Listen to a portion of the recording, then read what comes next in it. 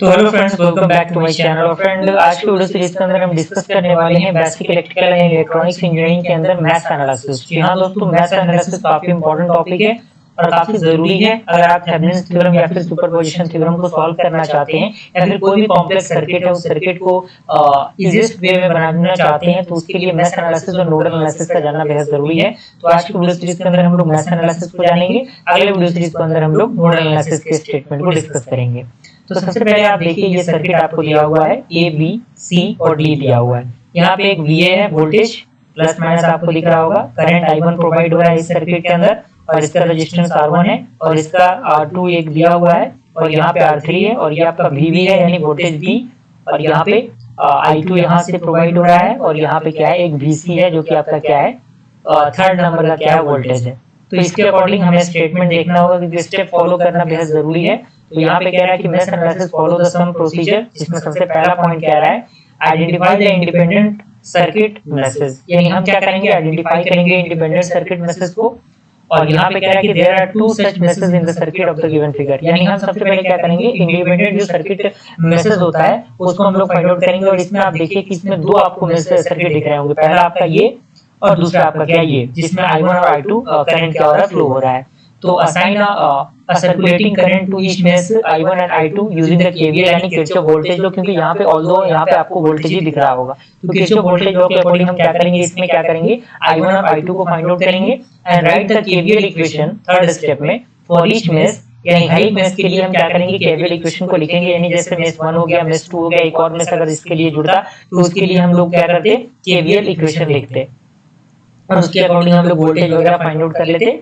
And it is observed here that no circuit branch can carry more than 2 mesh current, यानी यहाँ पे कोई भी सर्किट ब्रांच कैरी नहीं करता, ज्यादा 2 से अधिक जो करंट्स मेसेज होते हैं उनसे उनको ये कैरी नहीं करता। और फोर्थ स्टेप आपका लास्ट स्टेप है, इसमें कह रहा है कि it is assumed that all the circuit sources are voltage source, यानी हम क्या करेंगे, अज्यूम करेंगे स्टेप 4 के अंदर कि जितने भी सोर्सेज हैं वो वोल्टेज सोर्स है and practical current sources and if any first converted to equivalent voltage source, यानी कोई भी अगर आपका फर्स्ट इक्विवेलेंट वोल्टेज सोर्स में कन्वर्ट हो रहा है तो उसके अकॉर्डिंग हम क्या करेंगे, उसको इसी अच्छी तरीके से एलिमिनेट करेंगे।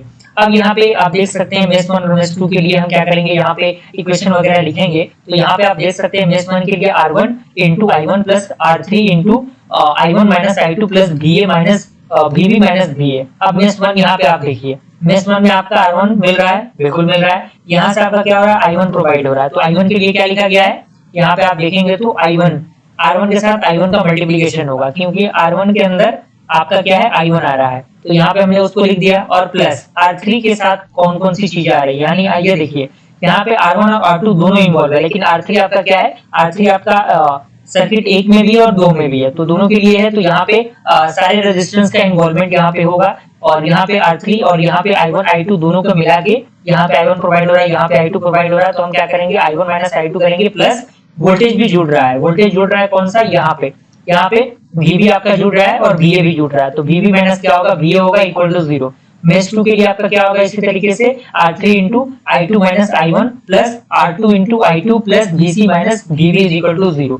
इस मेश 2 के लिए केवल हम बात करें तो यहाँ पे R3 into I2 हो जाएगा, I2 minus I1, क्योंकि यहाँ पे आप देखिए यहाँ पे I1 भी प्रोवाइड हो रहा है R3 के लिए, R3 क्या है, दोनों में है, तो दोनों का करंट भी यहाँ पे क्या होगा, लिया जाएगा। तो यहाँ पे ये इक्वेशन बनेगा और इस इक्वेशन को थोड़ा सा हम सिंप्लीफाई करेंगे और कैटेगराइज करेंगे।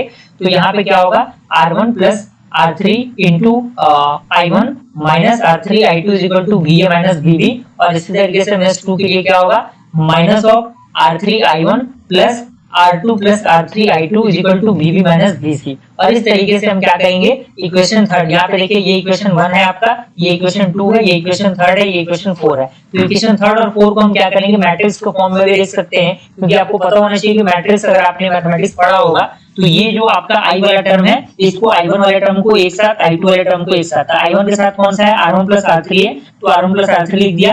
और I2 के साथ क्या है, माइनस R3 है, तो माइनस R3 लिख दिया। यहाँ पे I1 के साथ क्या है, माइनस R3 है, तो माइनस R3 लिख दिया। और यहाँ पे I2 के साथ क्या है, R2 प्लस R3 है, तो R2 प्लस R3 हमने लिख दिया। और मल्टीप्लाई में आपका क्या होगा, करंट होगा I1 और I2, तो यहाँ पे हो गया, और इक्वल टू में क्या होगा, VA माइनस VB, और यहाँ पे VB माइनस VC होगा। तो इस तरीके से हमें क्या करना है, मैश एनालिसिस को यूज करना है।